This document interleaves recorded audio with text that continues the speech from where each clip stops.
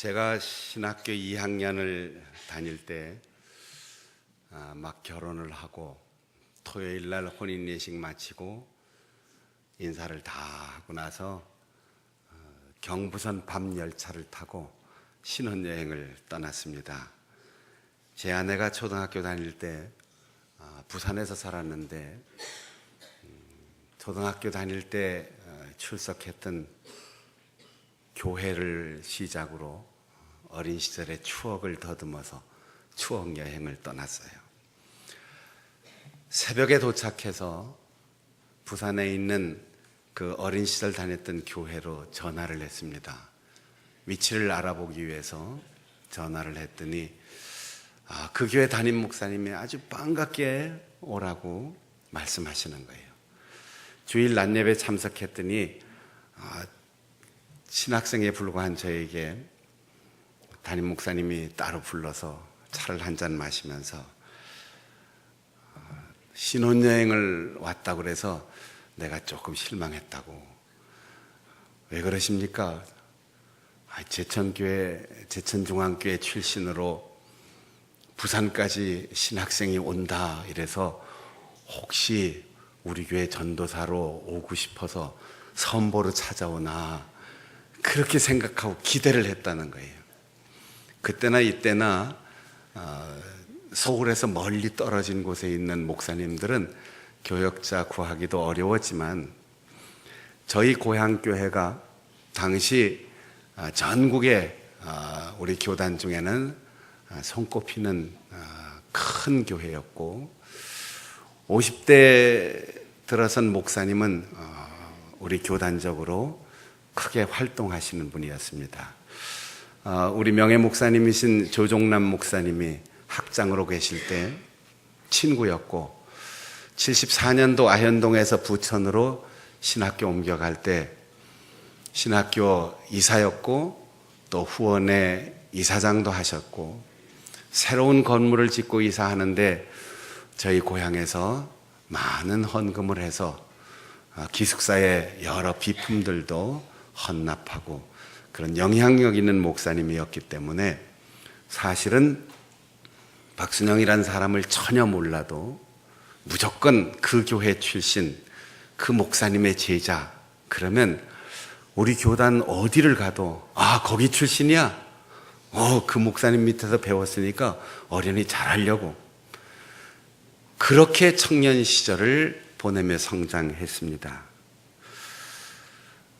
그분의 영향력은 대단했어요.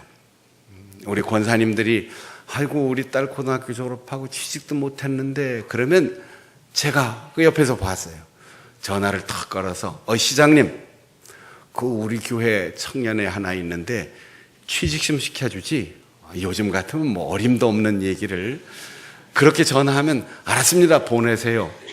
비서실로 들어가기도 하고 경찰서든 시청이든 심지어 우리가 고등부에서 문학의 밤, 음악회 한다 그러면 학생의 행사인데도 서장님 좀 오시지, 시장님 좀 오시지. 그럼 시장님이 와서 참관하고 축사도 하시고 그랬어요. 신학교를 가고 신학교를 졸업하고 처음 목회를 하면서도 어려운 일이 있든 조금 문제가 있든 고향을 찾아가면 또 고향교회 목사님을 만나면 거의 만사형통 이런 정도였습니다. 한 번은 자원에서 제가 목회하는 시골에 부흥회를 오셨어요. 추운 겨울 시골까지 와서 부흥회를 하시고 그리고 가시더니 며칠 후에 저한테 전화를 했습니다. 야 순영아 좀 와봐라. 양평에서 제천까지 한숨에 목사님 부름을 받고 갔더니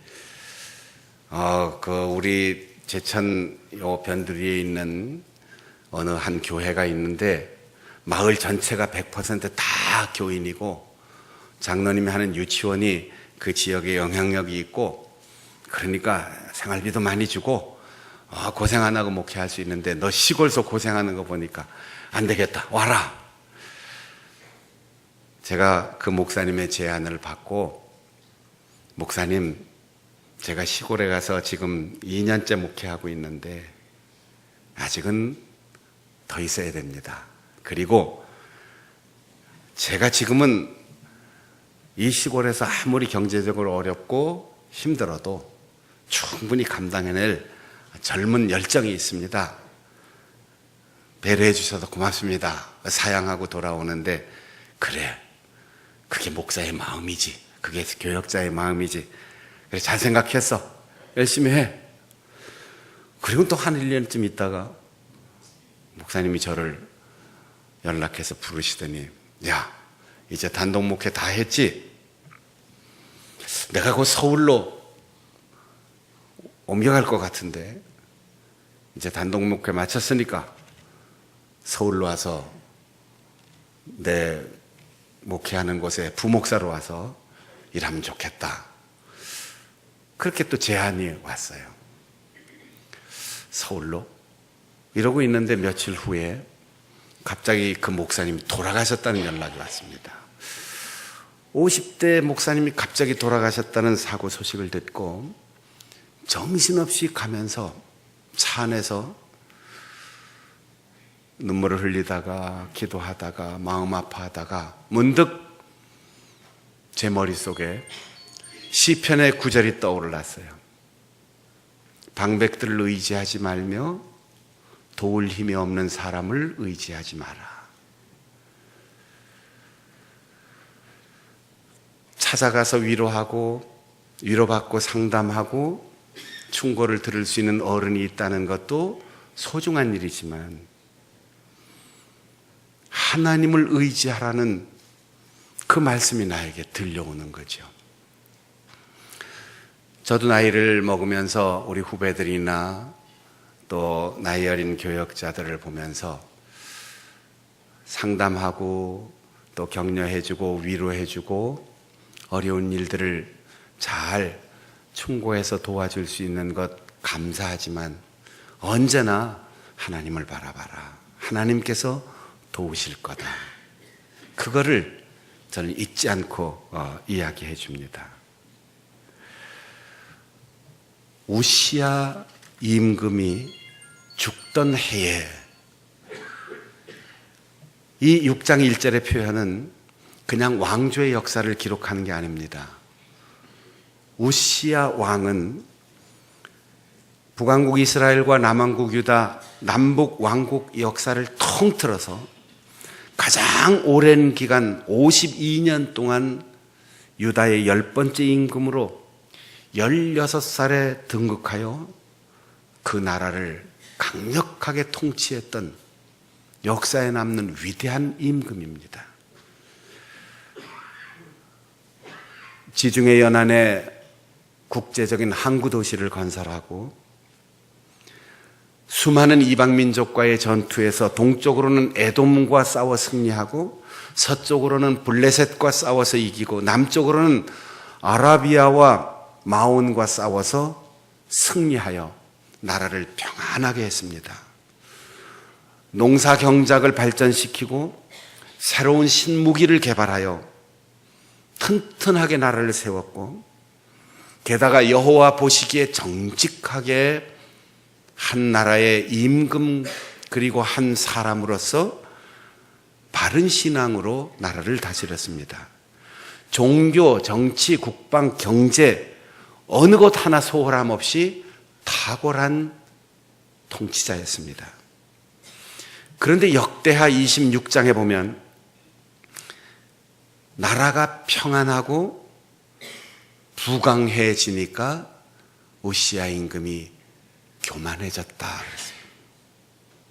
전쟁이 있을 때 겸손했고 가난할 때 하나님 앞에 무릎 꿇고 기도했고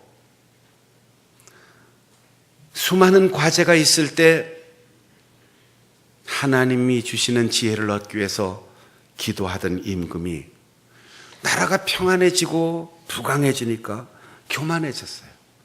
사람은 가진 것에 대한 만족과 감사보다는 갖지 못한 것에 대한 아쉬움과 욕망이 더 많습니다. 그게 우리 조상이에요. 아담과 하와는 에덴 동산의 수많은 나무의 과실을 다 먹을 수 있었습니다. 못 먹는 게 없었어요. 수백 수천 가지 채소 과일 다 먹는데 하나 선악과만 먹지 마라. 그런데 그게 먹고 싶었던 거죠.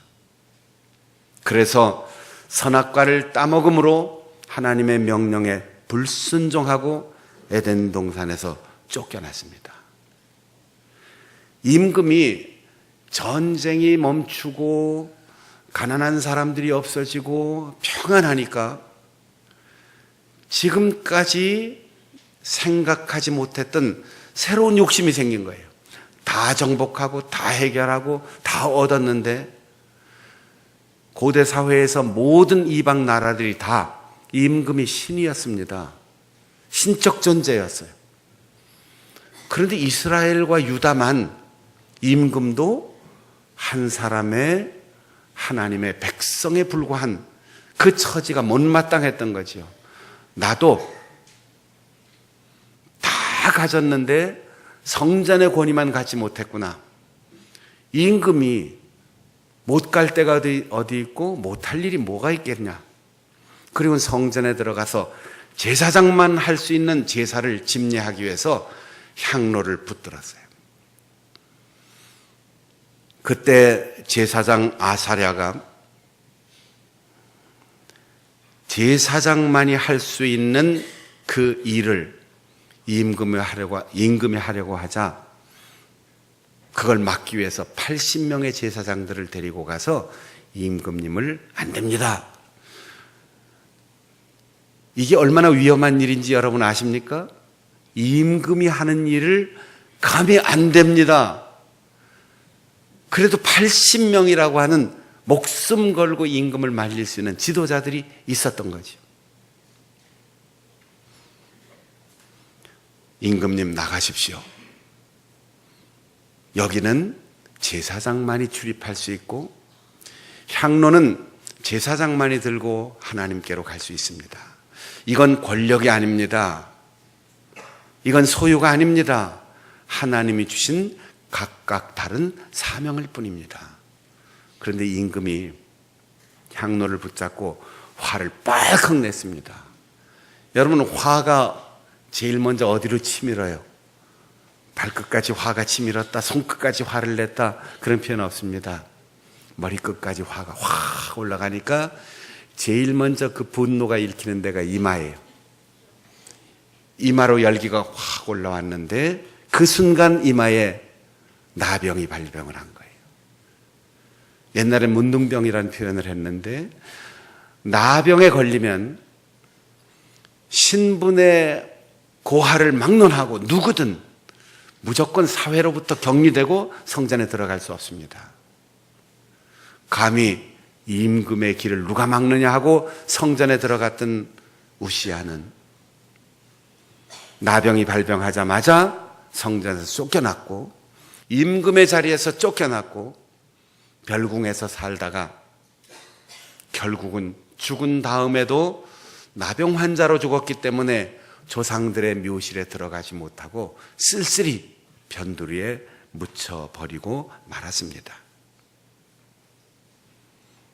우시아 임금이 죽던 해에 이 말 속에 이 52년의 역사가 담겨 있고 우시아의 부와 우시아의 그 엄청난 업적 그리고 비참한 운명이 그 속에 다 포함되어 있는 겁니다. 이사야는 이스라엘의 전승에 의하면 우시아의 조카였다고 말합니다. 왕궁을 자유롭게 드나들 수 있었습니다. 누구든 임금의 친척이라고 최고의 예우를 하였습니다. 비록 그가 신앙인이었고 그가 예언자였지만 왕의 가장 측근으로서 친척으로서 임금 못지않은 권력을 가진 사람이었습니다. 왕가로부터 정중한 예우를 받았습니다. 그런데 우시아가 죽던 해 그가 새롭게 본 것이 있었습니다.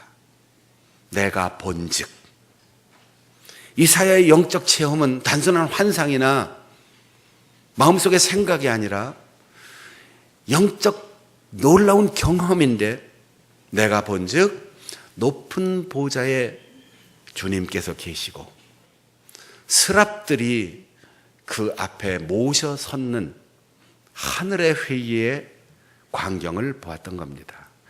이사야는 보았습니다. 사랑하는 여러분, 교회를 얼마나 오랜 세월 드나드셨습니까? 목사, 장로, 권사, 집사, 교회학교 교사, 찬양대 어떤 이름으로 여러분이 부름을 받고 있습니까? 묻습니다. 하나님을 만나셨습니까? 십자가에서 나를 위하여 죽으신 예수 그리스도를 보셨습니까? 하나님이 내가 너를 사랑한다 말씀하시는 그 음성을 들은 일이 있습니까?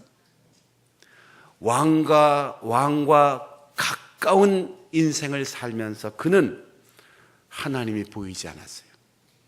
인생의 주인이 누군지를 보지를 못했어요. 권력의 서열에 높이 올라가 있으니까 위가 보이지 않고 온 세상이 다 자기 밑에 있는 것처럼 보았어요. 왕궁에 둘러싸여 있으니까 하늘 성전이 보이지 않았습니다. 평화와 번영에 잠겨서 하나님이 왜 이 나라를 부강하게 해주셨는지, 하나님이 왜 좋은 통치자를 세워주셨는지, 하나님이 왜 이스라엘과 유다에 복을 주셨는지 소명이 보이지 않았습니다.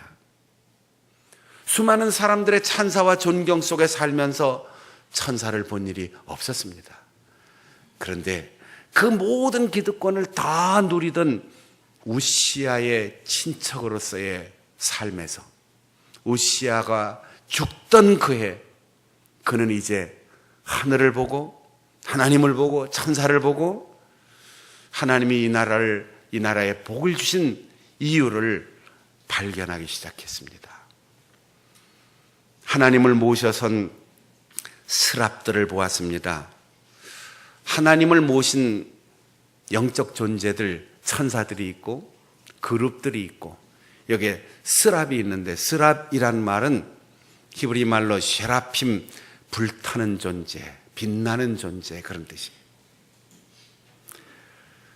6개의 날개가 있다고 했습니다. 야, 6개의 날개로 날면 얼마나 빨리, 얼마나 멀리, 얼마나 멋지게 날을까. 하나님 옆에 모시고 있는데 2개의 날개로 충분했어요. 2개의 날개로는 얼굴을 가리고 2개의 날개로는 발을 가렸다고 했습니다. 여러분, 스랍들이 어떻게 생겼을까? 우주인일까? UFO를 타고 나타났나? 그런 불필요한 호기심 가질 필요 없어요. 어떤 용도로 쓰였느냐가 중요한 거예요. 2개의 날개로 얼굴을 가리고 2개의 날개로 발을 가렸습니다. 사람으로 말한다면 하나님 앞에 설 때 가장 부끄러운 부분이 우리는 얼굴이에요. 그래서 그렇게 화장을 짙게 하는가. 우리의 발이 가장 부끄러운 부분이에요. 그래서 가능하면 신발을 안 벗으려고 그러죠. 하나님을 모셔선 스랍들이 무슨 죄가 있겠습니까? 무슨 나쁜 짓을 했겠습니까? 그런데 하나님의 거룩함 앞에 서면 천사들조차도 얼굴을 가리고 발을 가릴 수밖에 없는 그 하나님의 절대 거룩함을 강조하는 거죠. 저도 사사로운 시간에는 청바지 입고 티셔츠 입고 맨발에 슬리퍼 신고 다니는 거 좋아해요. 누가 탓하겠습니까? 양복 입고 이렇게 넥타이 매면 참 체온도 올라가고 불편해요. 긴장되고. 자유롭게 이렇게 입고 맨발로 있는데 갑자기 손님이 오신다고요. 선배 목사님이나 우리 지방의 장로님들이나 이분들이 양복 탁 차려입고 기름 딱 바르고 멋지게 하고 목사님하고 찾아왔는데, 그럼 제가 무슨 죄 지은 것도 아니고 잘못한 것도 아닌데 빨리 우선 양말부터 신고 할 수 있으면 위에 뭘 하나 걸치려고 그러지요. 왜냐하면 상대가 있으면 그 상대에 내가 맞춰야 되는데, 천사가 하나님 앞에 있을 때도 얼굴을 가리고 발을 가릴 수밖에 없는 하나님의 그 절대 거룩함. 사랑하는 여러분, 우리가 하나님이 의롭다 인정해 주시니까 의인이 된 거예요. 하나님이 죄 없다 씻어 주시니까 죄가 없어진 거지, 우리가 하나님 앞에 서서 나는 의롭습니다 이렇게 말할 수 없어요.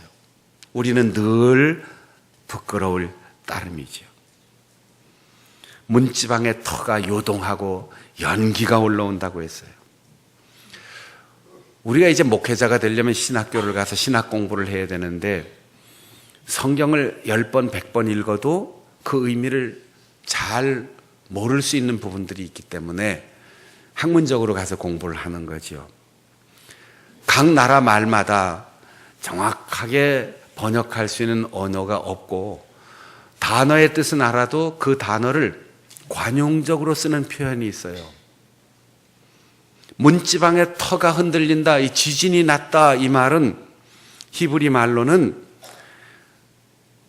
그냥 건축적인 표현이 아니고 우리나라 말로 문자의 동등성이 아니고 의미의 동등성으로 번역하면 대들보가 흔들린다, 이런 말이에요. 모든 의지하던 사고의 기초가 다 흔들려 버린다는 거지. 세계관이 무너지고 가치관이 무너지고 세상을 보는 인생관이 달라진다. 이게 그 집 대들보가 흔들리네, 이 말처럼 이스라엘에서 문지방의 터가 움직인다, 다 뒤틀린다는 얘기예요. 게다가 연기가 올라온다, 이 말은 화재가 났다는 뜻이 아니고 우리말로 번역하면 뿔이 났다, 노발대발한다, 열받았다, 이런 뜻이에요. 번역자들은 늘 그게 고민입니다. 문자적으로 일치시켜 번역할 건가, 의미로 번역할 건가. 예를 들어서 우리가 빵이라고 번역해 놨는데, 이스라엘 사람들은 빵이 주식입니다. 근데 우리말로 빵을 먹었다 이렇게 번역하니까 간식 먹은 줄로 생각하잖아요. 떡이라고 번역하니까 아이고 명절 다가온가 보다 이렇게 생각하잖아요. 밥 먹었다는 거예요. 그런데 밥하고는 생김새가 다르니까 밥이라고 번역하기도 어려운 거죠. 이게 고민입니다. 연기가 났다, 이 말은 누군가 분노했다, 진노했다, 이런 뜻입니다. 하나님이 지금 분노하셨다. 이 세상이 완전히 뒤집힌다. 우시아 왕이 죽던 그 해, 이사야 선지자는 이 흔들리는 가치관과 세계관 그 앞에서 지금 위기를 느끼고 있는 겁니다. 그때 이렇게 고백합니다. 화로다 나여 망하게 되었도다. 여러분, 오늘 아침에도 거울을 보셨죠? 우리 여자분들 거울 보고 오랜 시간 화장을 하셨잖아요. 거울 보셨어요? 거울도 안 보고 오셨어요? 거울을 보면 뭘 봅니까? 유리를 봅니까? 그 뒤에 수은이 칠해져 있는데 착색되어 있는 걸 봅니까? 거울을 아무리 오래 보고 있어도 거울을 보는 게 아니고 거울에 비친 나를 보는 거예요. 제가 가끔 기도할 때 이런 기도를 하잖아요. 하나님의 말씀 앞에 섭니다. 내가 말씀을 읽는 것을 넘어서서 말씀이 나를 읽는 경지에 이르게 하옵소서.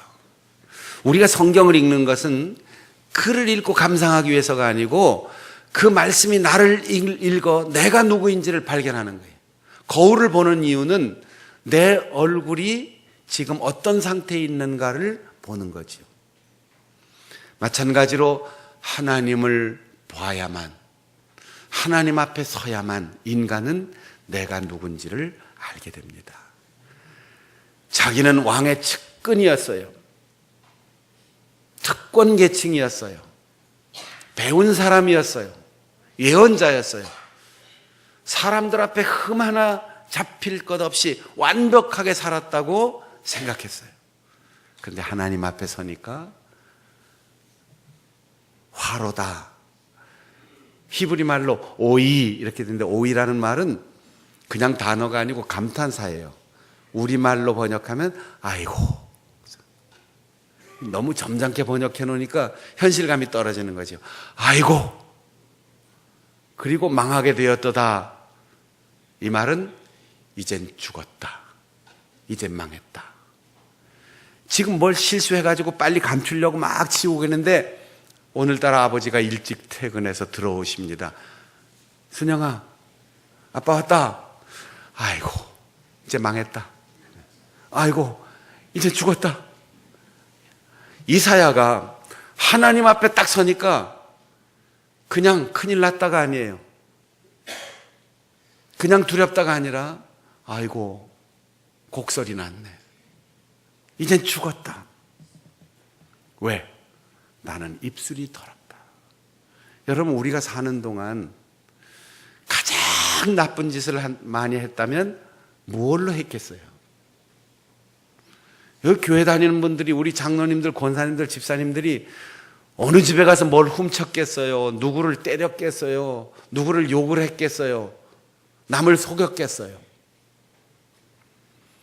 하나님 앞에 설 때 우리가 철저하게 회개하고 부끄러움을 느끼고 위기를 느끼는 건 우리 입술입니다. 옷으로 가릴 수도 없고 신발을 신을 수도 없고 가장 우리에게 두드러지게 드러나는 이 입술이, 우리가 이 입술의 언어와 우리의 생각의 표현으로 얼마나 많은 사람을 죽였고, 얼마나 많은 사람에게 상처를 주었고, 얼마나 많은 경우 부덕을 쌓았고 하나님의 영광을 가렸습니까? 이사야는 이걸 깨달은 거죠. 글이 곧 사람이고 말이 곧 그의 인격입니다. 아무리 위장하려고 해도 몇 마디 대화해보면 그 사람의 인격이 말에 다 드러납니다. 긴 세월 동안 지식을 습득하고 독서하고 경험하고 인격을 둬야하고, 그렇게 살지 않으면 하루아침에 훌륭한 성품을 가졌다고 사람들에게 드러낼 수 없어요. 하물며 하나님을 의식하지 못한 채로 고귀한 신분을 가졌고 하나님을 만나는 은혜의 체험 없이 특권을 누린 사람들이 어떻게 하나님의 일꾼이 될 수 있겠습니까? 그는 선지자요 탁월한 종교인이었지만 하나님을 모르는 하나님의 백성이었고, 신앙이, 체험적인 신앙이 없는 신앙인이었고, 사명을 감당하지 못하는 직분자였습니다. 이제는 죽었구나. 사랑하는 성도 여러분, 가끔 사람들이 우스갯얘기로 그래서 여자분들이 선악과를 따먹은 죄를 감추기 위해서 열심히 예수님의 보혈 같은 빨간 색깔로 매일매일 칠하는 거 아니냐 그러는데, 저는 생각이 달라요. 약간은 페미니스트인 저는 죄로 치면 남자가 훨씬 더 죄가 큰데, 여자는 선악과를 따먹고 남자에게 권했을 때 남자가 여보, 당신을 혼자 두는 게 아닌데 내가 잘못했구나. 여보, 그건 죄야. 하나님이 왜 선악과를 먹었냐? 제가 가장 노릇을 잘못했습니다. 하나님, 처벌하려면 저를 처벌해 주시오. 이랬으면 역사가 달라졌을 거예요. 제가 어릴 때 저희 어머니가 학교 선생님이었고 1학년 때는 어머니가 담임이어서 저는 학교에서도 야단 맞고 집에 와서 또 야단 맞았어요. 제가 혼자 잘못한 것 때문에 야단 맞을 때 제가 워낙 표현을 잘 안 하는 성격이라서 10대 맞을 거 20대 맞고 그랬어요. 그런데 제 위에 있는 누님하고 다투다가 어머니께 회초리를 맞을 때는 10대 맞을 거 1대 정도밖에 안 맞았어요. 왜? 둘이서 서로 엄마 제가 잘못했어요. 아니요 누나가 아니고 내가 잘못했어요. 서로 그러니까 어머니가 회초리를 들고 때리려고 해도 치려고 하면 아니 내가 잘못했다고 서로 그러니까 어머니가 화를 내질 못했어요. 아담에게 왜 선악과를 먹었냐 그럴 때 아담이 제 잘못입니다. 그랬으면 하나님께서 새로운 기회를 주셨을지도 모른다 하는 생각도 해요.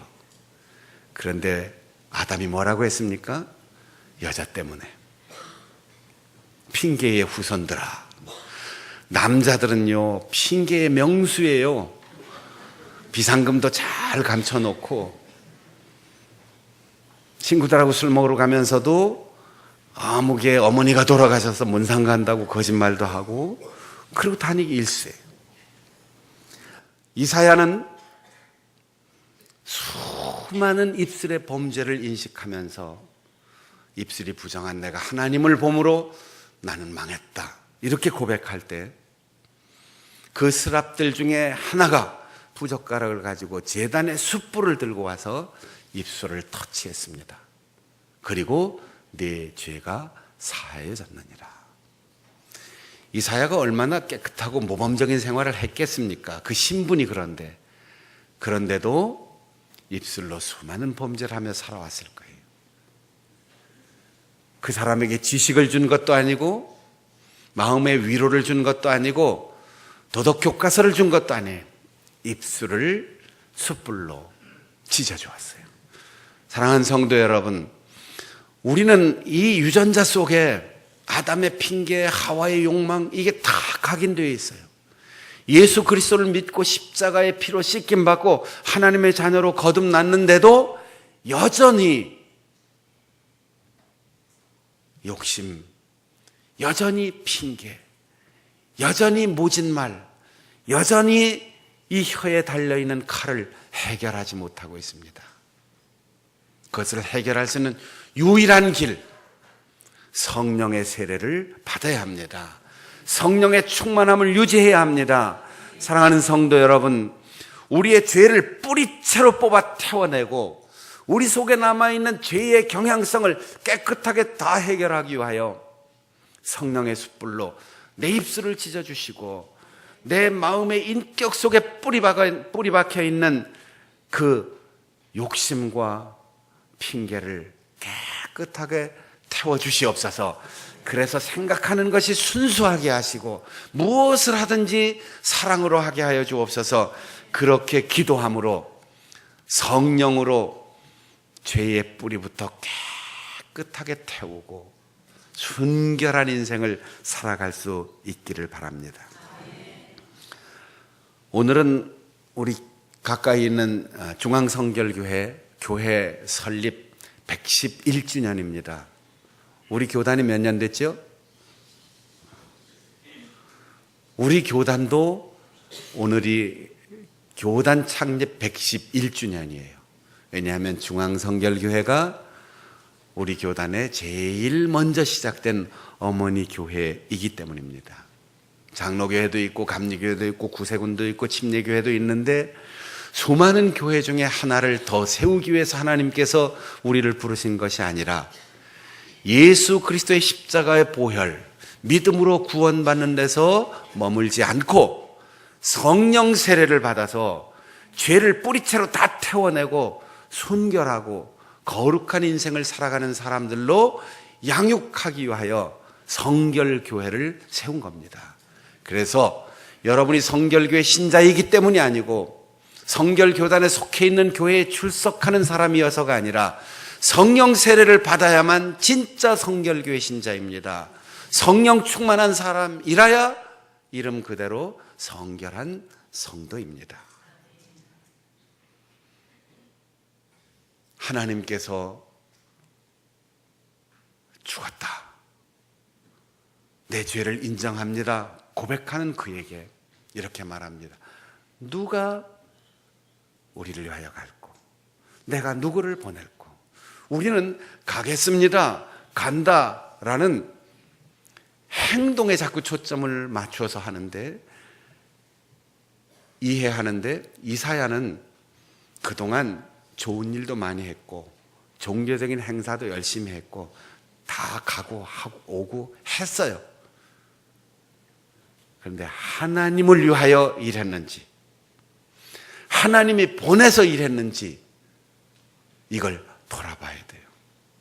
여러분은 지금 무엇에 관심을 가지고 여러분 어떤 사역, 어떠한 일을 하고 있습니까? 사람들이 얼마만큼 칭찬하고 얼마나 명예롭고 얼마나 대단한 권력을 가지고 있습니까? 하나님을 위하여 일했는지, 하나님께서 거기를 보내셨는지 질문하고 거기에 대한 해답이 분명해야 합니다. 이사야는 세상 사람들이 부러워할 만한 신분의 모범적인 인생을 살아왔지만 이제 깨달았습니다. 하나님, 내가 이제 왕의 측근이 아니고 귀족이 아니고 예언자가 아니고 모범적인 종교인이 아니라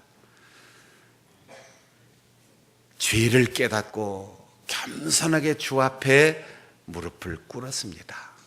성령의 세례를 받고 성령 충만하여 사랑의 능력으로 준비되어 있습니다. 지금까지는 왕을 위하여 일했고, 지금까지는 민족을 위하여 일했고, 지금까지는 내 명예를 위해서 일했습니다. 이제는 하나님을 위하여 가겠습니다. 하나님이 보내시는 곳으로 가겠습니다. 하나님을 위하여 일하겠습니다. 이것이 성령 충만한 사람의 결단입니다. 여러분이 성령으로 깨끗해지고 성령으로 충만하여 하나님을 위하여 일하고 하나님이 보내시는 곳으로 가고 하나님이 맡겨신 일을 감당하는 진짜 선지자, 성령 충만한 성결교회 신자가 될 수 있기를 바랍니다. 기도하겠습니다. 우리 함께 통성으로